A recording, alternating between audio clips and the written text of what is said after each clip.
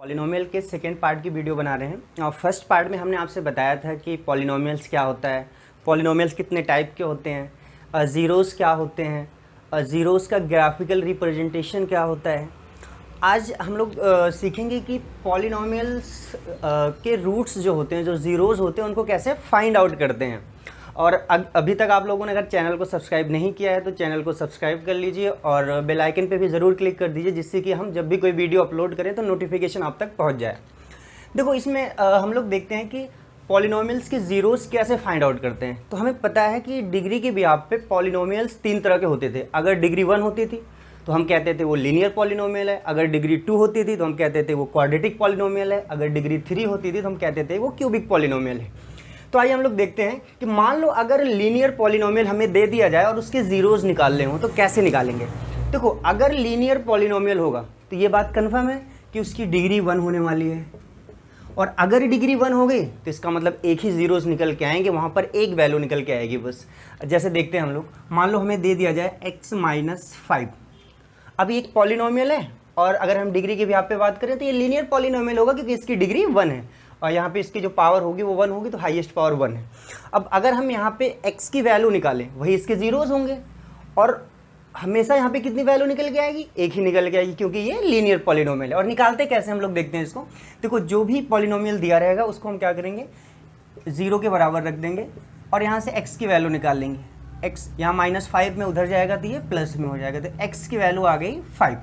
अब देखो, यहाँ x की वैल्यू 5 आ गई, यानी ज़ीरोज़ निकल गए। और कितने ज़ीरोज़ निकले हैं, एक ही, क्योंकि यहाँ पे आप कुछ भी कर लो आप, और x की कोई दूसरी वैल्यू नहीं निकल के आ सकती, तो इसलिए हमेशा यहाँ पे एक ही वैल्यू निकल के आएगी और वही इसका ज़ीरोज़ होगा।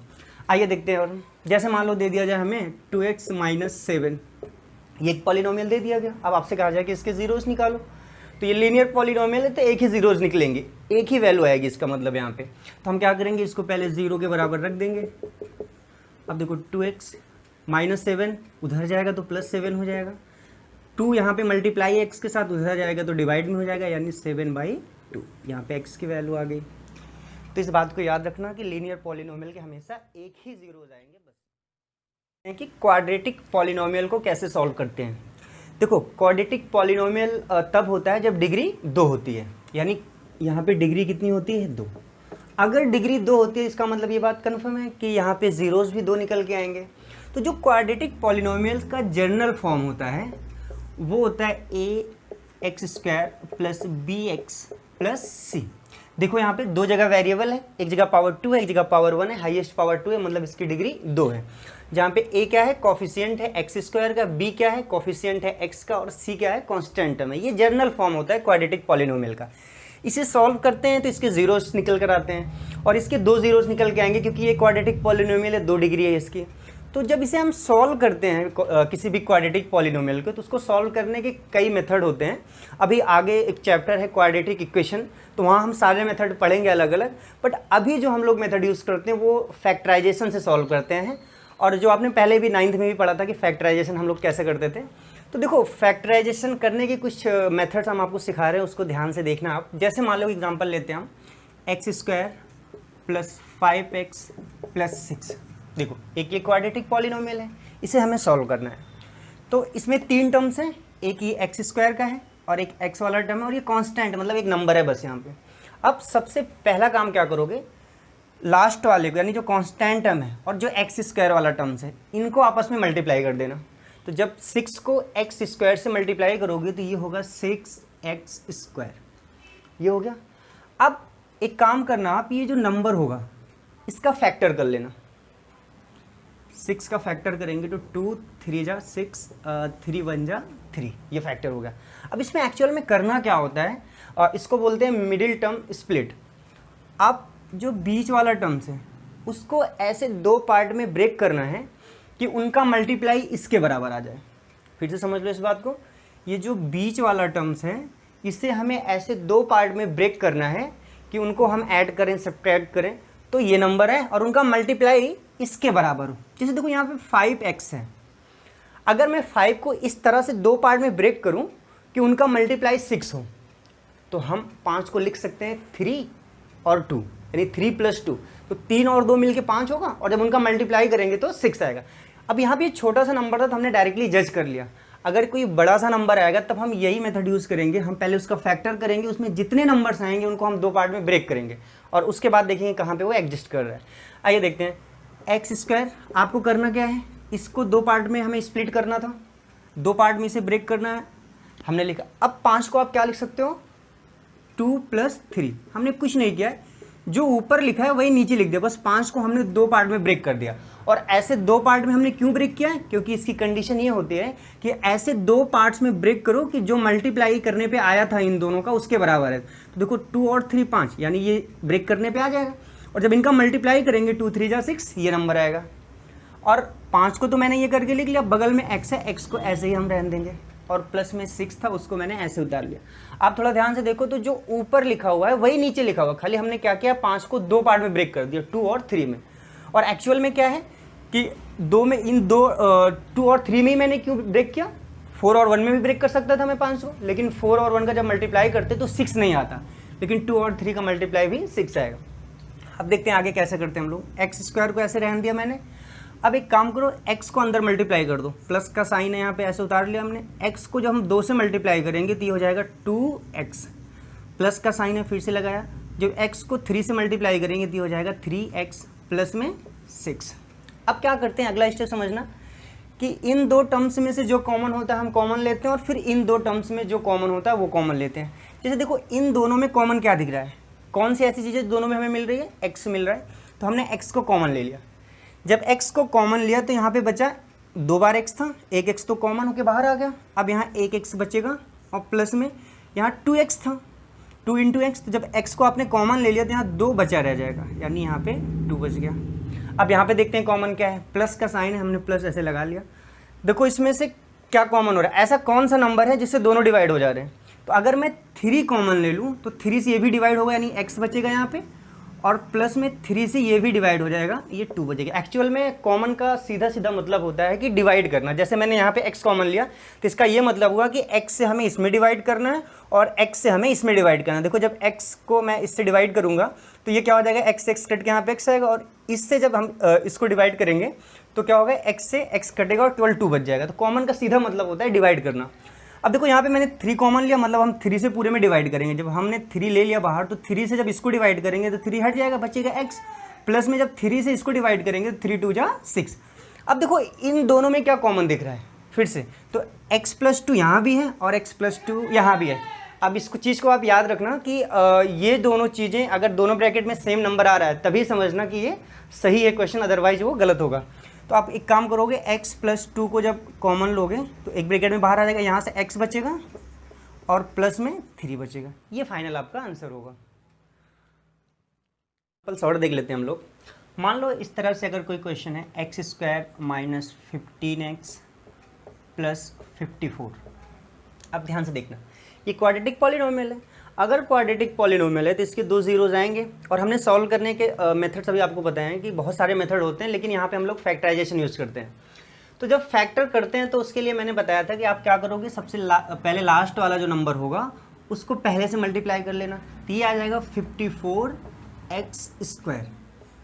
इसका और इसका मल्टीप्लाई करके मैंने यहाँ पे लिख लिया। अब हम क्या करेंगे, ये जो मिडिल वाला टर्म था, जो बीच में टर्म्स है, इसको हम 2 पार्ट में स्प्लिट करेंगे। तो इसको 2 पार्ट में कैसे स्प्लिट कर देते हैं, मैंने बताया था कि अगर नॉर्मली हम जज कर पा रहे हैं तो नॉर्मली जज कर लेंगे, अदरवाइज हम क्या करेंगे, जो ये नंबर है हमारे पास उसका हम पहले फैक्टर कर लेंगे। तो देखो 2 2 = 4, 2 7 = 14, 3 9 = 27, 3 3 = 9 और 3 1 = 3। अब देखो इसका फैक्टर करने पे ये नंबर्स 4 फैक्टर्स आए हैं। अब इन 4 नंबर्स को हमें क्या करना है, ऐसे 2 पार्ट में ब्रेक करना है कि उनका मल्टीप्लाई जो है वो 54 के बराबर है और ये 2 पार्ट में ब्रेक हो, यानी प्लस या माइनस करने पे 15 है।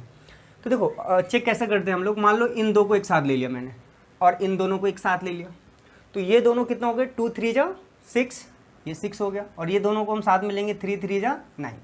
ये 2 नंबर हैं। अब एक बार हम चेक करेंगे क्या इन दोनों से यहाँ पे ये दोनों की जो वैल्यू है वो यहाँ पे एग्जिस्ट कर रही है। तो 6 और 9 मिलके 15 होगा, हो रहा है यहाँ पे, और इनका जब मल्टीप्लाई करेंगे 6 9 = 54, वो भी आ जाएगा।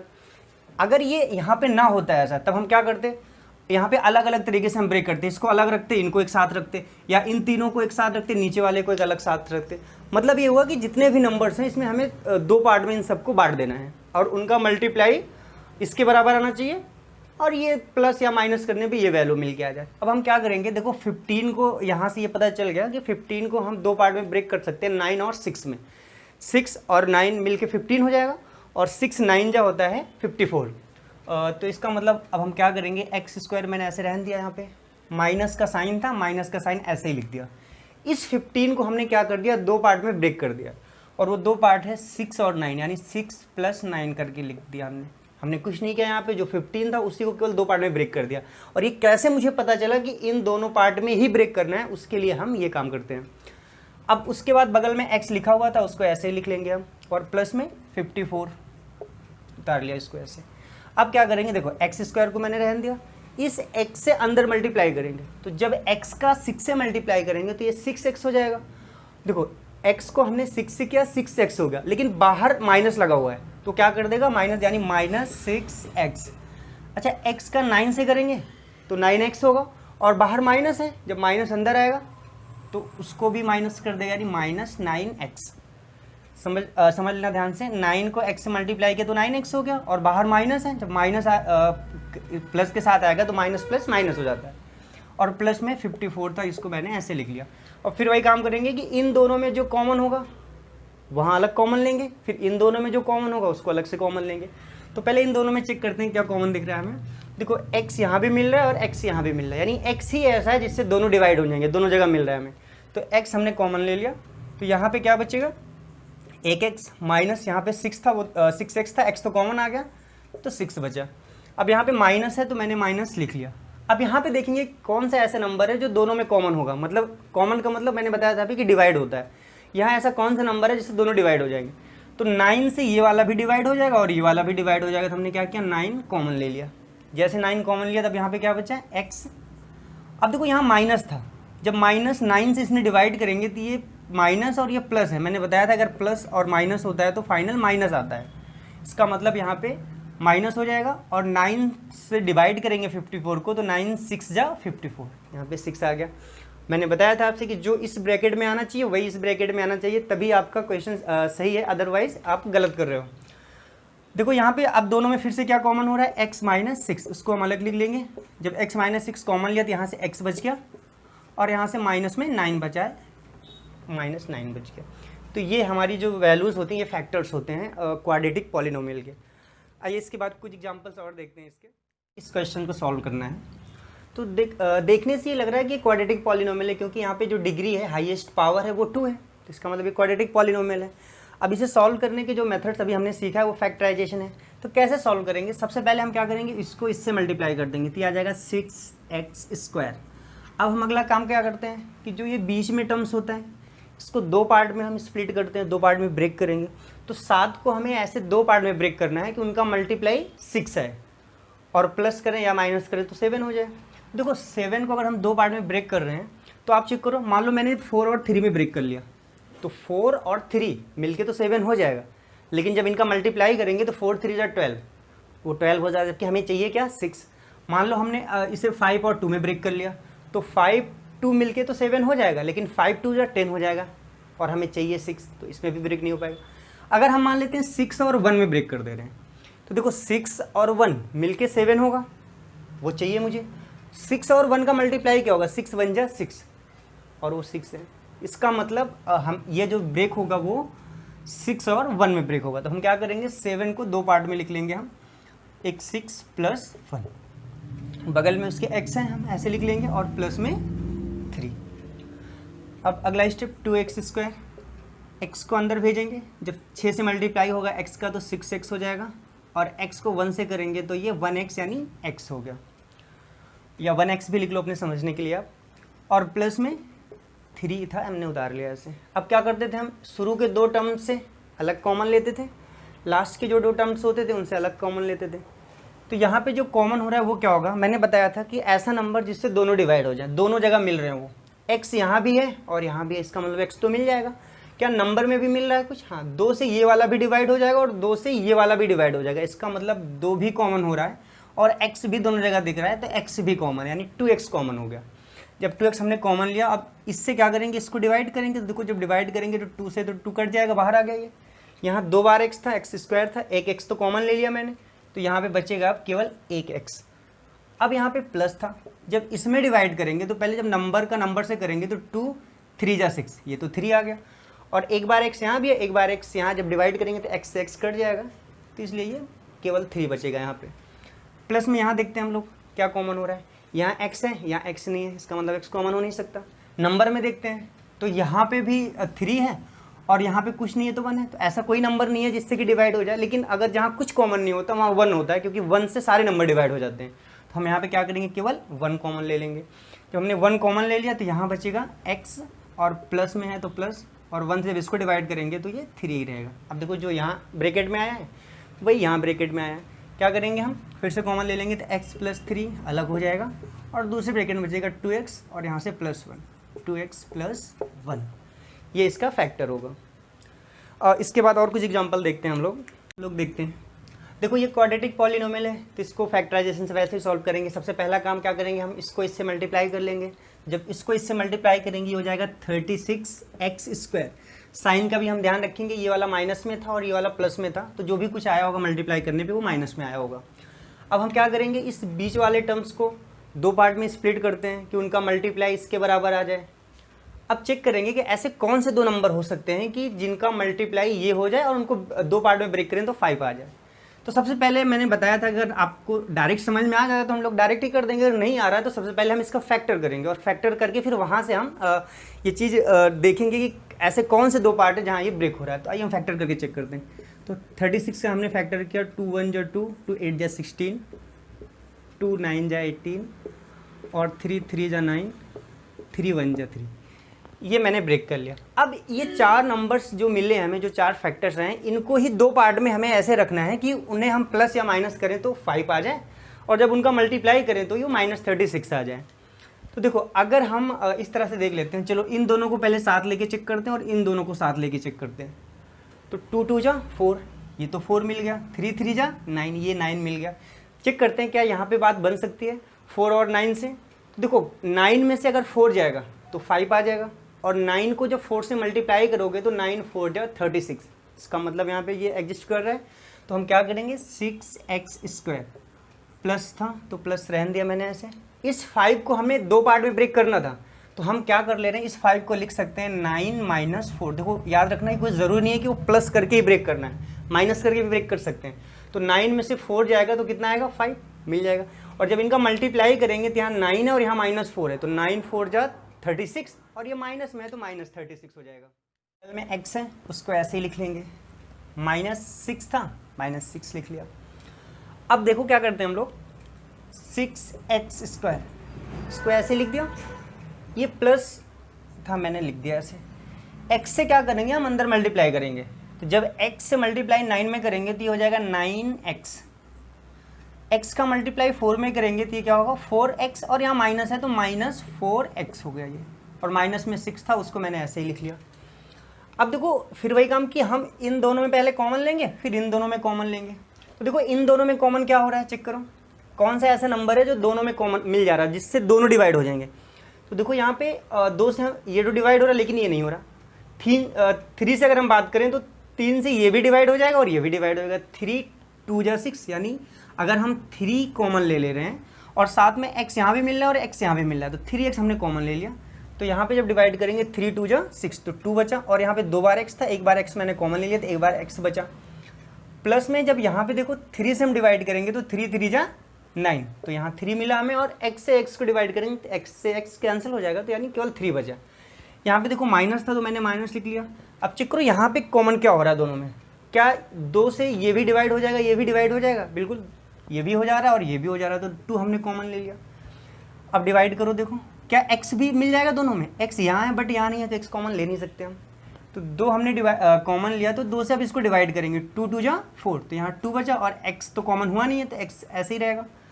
अब देखो इससे हम इस नंबर को भी डिवाइड करेंगे तो यहाँ माइनस है और यहाँ भी माइनस है, मैंने बताया था माइनस और माइनस दोनों जगह हो तो वो प्लस हो जाता है, इसका मतलब ये जो आएगा वो प्लस में आएगा। और 2 से डिवाइड करेंगे 2 3 जा 6।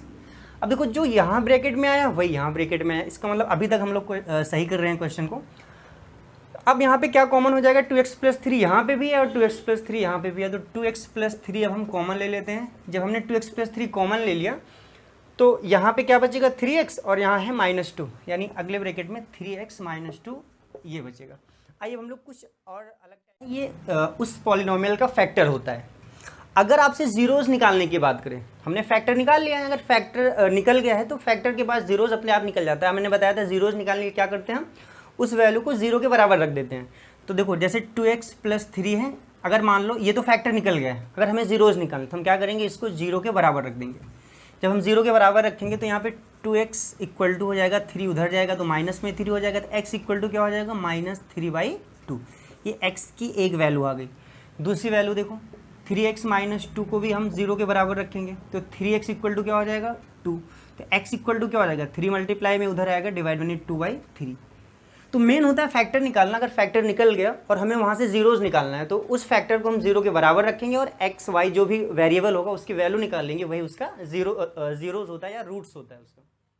कुछ अलग तरह के क्वेश्चंस देखते हैं इस टॉपिक पे। और सबसे पहले आप ये फॉर्मूला याद रखना कि a² - b² का फॉर्मूला होता है a + b एक ब्रैकेट में और a - b एक ब्रैकेट में। इसका यूज़ होगा भी। देखो जैसे कभी इस तरह से क्वेश्चन आ जाए, देखो हम लोगों ने x² + bx + c, अभी हमने ये सीखा था कि ये जनरल फॉर्म होता है किसी भी क्वाड्रेटिक पॉलिनोमियल का। अगर इस तरह के क्वेश्चंस आते हैं तो हम लोग फैक्टराइजेशन करके इसे सॉल्व कर लेंगे। पहले इसको इससे मल्टीप्लाई करते थे, फिर इस वाले पार्ट को 2 पार्ट में स्प्लिट करते थे, इस तरह से कर लेते थे। बट अगर वो जनरल फॉर्म में ना हो, मान लो एक क्वेश्चन आ जाए और वो इस तरह से हो, x² - 9, अब ये क्वेश्चन आ गया। पहले चेक करेंगे ये क्वाड्रेटिक पॉलिनोमियल है कि नहीं। तो देखो यहाँ पे 2 टर्म्स है, वेरिएबल एक जगह है, पावर 2 है यानी डिग्री 2 हो गई। अगर डिग्री 2 हो गई तो ये क्वाड्रेटिक पॉलिनोमियल। अगर इसे सॉल्व करेंगे तो x की 2 वैल्यू आनी है। अब यहाँ पे एक टर्म्स ही गायब हो गया, यानी x² वाला टर्म्स है और जो कांस्टेंट होता है वो वाला टर्म्स है, जो बीच में x वाला टर्म्स होता है वो गायब हो गया है, वो नहीं है यहाँ पे। तो जब कभी इस तरह के क्वेश्चन आ जाए कि x वाला टर्म्स गायब हो जाए, ना रहे उस क्वेश्चन में, तब आपको क्या करना है, इसे और ये स्क्वायर वाला जो फॉर्मूला होता है इस फॉर्मेट में इसको हम बना लेंगे। देखो इसे हमने क्या किया, x² लिखा, जहाँ 9 है उसको हम क्या कर सकते हैं, 3 लिख सकते हैं और उसका स्क्वायर कर सकते हैं। 3 का स्क्वायर करेंगे तो 9 आएगा, मतलब जो ऊपर लिखा हुआ है वही चीज़ नीचे लिखा हुआ है। अब अगर थोड़ा ध्यान से देखें तो ये फॉर्मेट में आ गया और ये फॉर्मूला बन रहा है a² - b² का। तो a² - b² का फॉर्मूला होता है a + b एक ब्रैकेट में, a - b एक ब्रैकेट में। तो a का काम कर रहा है यहाँ पे x और b का काम कर रहा है यहाँ पे 3। ये क्या हो जाएगा, एक ब्रैकेट में x + 3 और दूसरे ब्रैकेट में x - 3। ये तो उसका फैक्टर आ गया। और हमें अगर जीरोस निकालने हैं तो हम क्या कर देते हैं, जो फैक्टर आया उसी को हम 0 के बराबर रख देंगे तो जीरोस निकल के आ जाता है। तो x + 3 को मैंने 0 के बराबर रखा तो x = हो जाएगा -3। सेम ऐसे देखो दूसरा वाला x - 3 को हम 0 के बराबर रखेंगे तो x = क्या आ जाएगा, +3। ये जो 2 निकल के आए यही जीरोस होते हैं इस पॉलिनोमियल के। तो याद रखना कभी भी अगर इस तरह के क्वेश्चंस आएँ कि क्वाड्रेटिक पॉलिनोमियल हो बट उसमें x वाला टर्म गायब हो, यानी x² वाला टर्म्स हो और जो कांस्टेंट है वो वाला टर्म्स हो, अगर दोनों टर्म्स होंगे और बीच में x का नहीं होगा तब हमेशा यही फॉर्मेट यूज़ करेंगे हम। जैसे क्वेश्चन और देखते हैं, मान लो x² में 4 दे दिया है। अब तुरंत सोचेंगे यार कि ये x² - 4 है, ये क्वाड्रेटिक पॉलिनोमियल ही है क्योंकि यहाँ पे डिग्री 2 है। इसे कैसे सॉल्व करेंगे, यहाँ पे भी x वाला टर्म गायब है तो हम क्या करेंगे, इसे x² और जहाँ 4 है उसे क्या करेंगे हम 2 का स्क्वायर। तो ये क्या हो जाएगा, एक ब्रैकेट में x + 2 यानी a + b एक में और a - b यानी x - 2 एक ब्रैकेट में। अब इसे अगर हमें जीरोस निकालने हैं तो हम क्या करेंगे, x + 2 को 0 के बराबर रखेंगे तो x = हो जाएगा -2 और दूसरा x - 2 को 0 के बराबर रखेंगे तो x = +2 आ जाएगा। तो यहाँ पे ये 2 जीरोस हो गए। आइए एक क्वेश्चन और देखते हैं इस पर हम लोग। मान लो एक क्वेश्चन ये है कि y² - 5। अब समझना है यहाँ पे y² - 5 है। अभी तक क्या था, ये 9 था, हमें पता है ये 3 का स्क्वायर होता था, हमने 3 का स्क्वायर कर दिया। ये 4 था, हमें पता है ये 2 का स्क्वायर होता है, हमने 2 का स्क्वायर कर दिया। अगर 16 होता है यहाँ पे तो हम 4 का स्क्वायर कर देते। लेकिन यहाँ पे जो 5 है वो किसी का स्क्वायर नहीं होता और किसी का स्क्वायर नहीं होता। अब इसे लेकिन हमें स्क्वायर बनाना है तो हम क्या करेंगे, जब भी ऐसा कोई नंबर हो जिसका स्क्वायर ना हो रहा हो तो आप क्या करोगे, पहले उस नंबर को रूट में लिख देना। उसके बाद उसका स्क्वायर कर देना, क्योंकि हमें पता है किसी रूट का जब हम स्क्वायर करते हैं तो स्क्वायर से रूट आपस में कैंसिल हो जाता है, यानी अभी भी ये स्क्वायर से रूट कैंसिल होगा तो ये 5 ही लिखा है। तो अब ये क्या हो जाएगा, फिर ये ए का काम करेगा और ये बी का काम करेगा, तो ए स्क्वायर माइनस बी स्क्वायर, फिर से वही लग जाएगा ए प्लस बी एक में, यानी ए का काम वाई कर रहा है, वाई प्लस रूट 5 एक ब्रैकेट में और वाई माइनस रूट 5 एक ब्रैकेट में। अब हमें अगर जब जीरोस निकालने तो हम क्या करेंगे, वाई प्लस रूट 5 को जीरो के बराबर रखेंगे तो वाई इक्वल टू हो जाएगा माइनस रूट 5, एक रूट ये आ जाएगा एक जीरोस, और y माइनस रूट 5 को हम जीरो के बराबर रखेंगे तो y इक्वल टू क्या हो जाएगा, ये माइनस में उधर जाएगा तो प्लस में हो जाएगा, तो प्लस में रूट 5 यानी एक जीरोज यहाँ से निकल के आ जाएगा। तो इस तरह से क्वाड्रेटिक पॉलिनोमियल के दो जीरोस होते हैं। आइए एक आध एग्जाम्पल और देख लेते हैं हम लोग। मान लो इस तरह से क्वेश्चन है, चलो एक्स स्क्वायर माइनस 15। अब देखो अगर ये एक्स स्क्वायर माइनस 15 है तो हमें पता है कि 15 किसी का स्क्वायर नहीं होता, तो हम क्या करेंगे, जब ये किसी का स्क्वायर नहीं होता तो हम इस पे रूट लगाएंगे और रूट लगा के फिर स्क्वायर कर देंगे। अभी भी जब रूट का स्क्वायर करेंगे तो स्क्वायर से रूट कैंसिल हो जाएगा और ये जो 15 है वही 15 अंदर मिलेगा हमें। अब यहाँ पे फिर देखो ये ए का काम एक्स कर रहा है, बी का काम रूट 15 कर रहा है, तो हम क्या करेंगे, एक ब्रैकेट में ए प्लस यानी एक्स प्लस रूट 15 एक ब्रैकेट में हो जाएगा और दूसरे में एक्स माइनस रूट 15 ये दूसरे में हो जाएगा। अब हमें अगर हमें जीरोस निकालने हैं तो हम क्या करेंगे, x प्लस रूट 15 इसको जीरो के बराबर रखेंगे तो x इक्वल टू हो जाएगा माइनस रूट 15। सेम ऐसे दूसरा काम करेंगे हम, इस बार x माइनस रूट 15 को हम जीरो के बराबर रखेंगे तो x इक्वल टू हो जाएगा ये प्लस में रूट 15। तो इस तरह से इसे सॉल्व करेंगे कब, जब वो क्वाड्रेटिक पॉलिनोमियल होगा और उसमें जो x वाला टर्म होगा वो नहीं होगा, यानी x स्क्वायर वाला टर्म होगा और जो कांस्टेंट टर्म है वो होगा। तो हम इसे हमेशा इस तरह से सॉल्व करेंगे इसको। एक टाइप का क्वेश्चन और आता है, उसको भी हम लोग देख लेते हैं।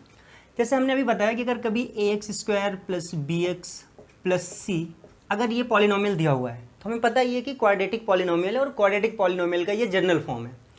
मैंने बताया कि अगर ये वाला टर्म्स हो और ये वाला टर्म्स हो, ये वाला टर्म्स ना हो, तो हमने अभी बताया कि वहाँ पे ए स्क्वायर माइनस बी स्क्वायर का फॉर्मूला लग जाता है, दोनों नंबर का स्क्वायर करते हैं हम और फॉर्मूला लग जाता है उसमें ए स्क्वायर प्लस बी स्क्वायर का, ए प्लस बी एक में ए माइनस बी एक में।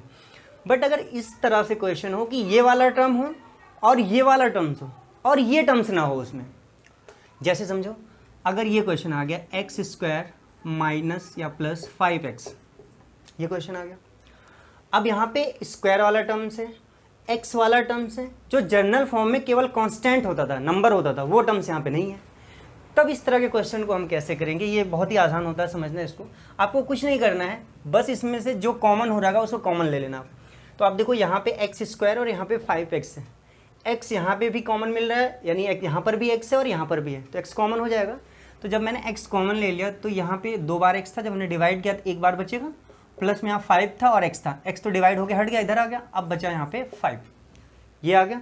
अब जैसे वहाँ पे 2 फैक्टर होते थे वैसे यहाँ पे भी 2 फैक्टर हो गए, बस यहाँ पे जो x आया उसको हम मान लेते हैं, जैसे वहाँ पे 2 ब्रैकेट आते थे वैसे यहाँ पे भी x है। तो हम क्या करेंगे, अगर हमें जीरोस निकालने हैं तो एक बार हम x को 0 के बराबर रख देंगे तो यही इसका एक जीरोस हो जाएगा, और दूसरा फिर क्या करेंगे, x प्लस 5 को हम 0 के बराबर रख देंगे तो x इक्वल टू हो जाएगा प्लस 5 उधर जाएगा तो माइनस 5, ये दूसरी वैल्यू आ जाएगी इसकी।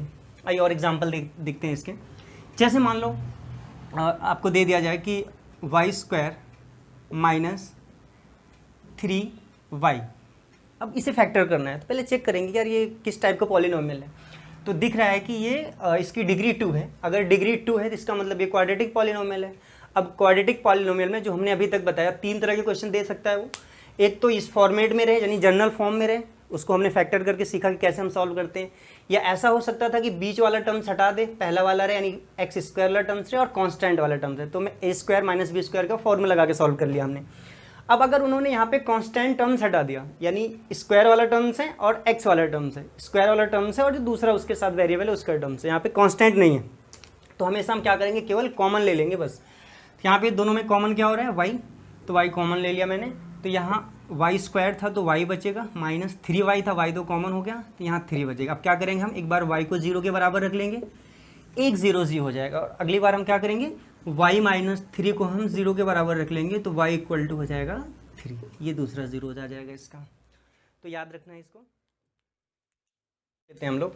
जैसे मान लो अगर इस तरह का कभी क्वेश्चन आ जाए, जैसे लिखा है 5x² माइनस 10x, तो अगर इसे हमें सॉल्व करना है तो एक बार चेक कर लो ये किस टाइप का पॉलिनोमियल है। तो यहाँ पे डिग्री 2 है, हाईएस्ट पावर 2 है, मतलब ये डिग्री 2 हो गई, क्वाड्रेटिक पॉलिनोमियल है। अब क्वाड्रेटिक पॉलिनोमियल में मैंने 3 तरह के क्वेश्चन बताए, या तो वो जनरल फॉर्म में होगा, ये तीनों चीज़ें होंगी तो हम उसे फैक्टर कर लेते हैं, या फिर उसमें ऐसा होगा कि x वाला टर्म नहीं होगा, स्क्वायर वाला टर्म होगा और कांस्टेंट वाला टर्म होगा, तो हम स्क्वायर वाला फॉर्मूला लगा देते हैं a² माइनस b² का। और तीसरा टाइप मैंने ये बताया कि अगर x² यानी स्क्वायर वाला टर्म हो और x वाला टर्म हो, जो कांस्टेंट टर्म है वो ना हो, x की जगह यहाँ कुछ भी हो सकता है, y भी हो सकता है, z भी हो सकता है, कोई भी वेरिएबल हो सकता है, तो याद रखना स्क्वायर वाला टर्म्स हो और सिंगल पावर वाला टर्म हो, कांस्टेंट टर्म ना हो, तब हम क्या करते हैं, कॉमन लेते हैं। तो वही काम यहाँ भी करेंगे। देखो कॉमन क्या हो रहा है, यहाँ पे 5 है, यहाँ पे नंबर में, यहाँ 10 है, क्या 5 कॉमन हो सकता है? तो कॉमन का मतलब मैंने आपसे बताया था, कॉमन का मतलब डिवाइड होता है, तो 5 से ये डिवाइड हो जाएगा क्योंकि 5 है, और ये 10 भी डिवाइड हो जाएगा 5 से, तो क्या करेंगे हम 5 बाहर ले लेंगे, 5 यहाँ पे कॉमन ले लेंगे।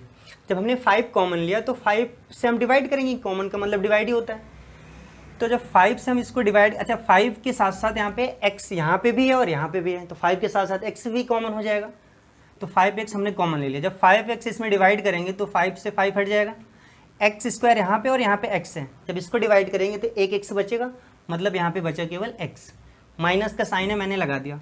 5 को जब 10 यानी 10 को डिवाइड करेंगे 5 से, तो 5 2 जा 10, तो यहाँ पे 2 आ जाएगा, और x से जब डिवाइड करेंगे तो x से x कैंसिल हो जाएगा, यानी केवल और केवल 2 बचेगा। अब हमने क्या बताया था कि ये तो फैक्टर आ गए, हमें अगर जीरोज़ निकालने हैं तो हम क्या करते हैं, इनको 0 के बराबर रख देते हैं, तो 5 यहाँ मल्टीप्लाई में उधर जाएगा, तो डिवाइड यानी x इक्वल टू हो जाएगा 0/5, तो x इक्वल टू क्या आ जाएगा, ये 0। सेम ऐसे देखते हैं यहाँ पे x माइनस 2 को हम 0 के बराबर रखेंगे। अब देखो -2 है इधर, उधर जाएगा तो प्लस में 2 हो जाएगा, यानी x इक्वल टू प्लस में 2, दूसरा जीरो ये आ गया।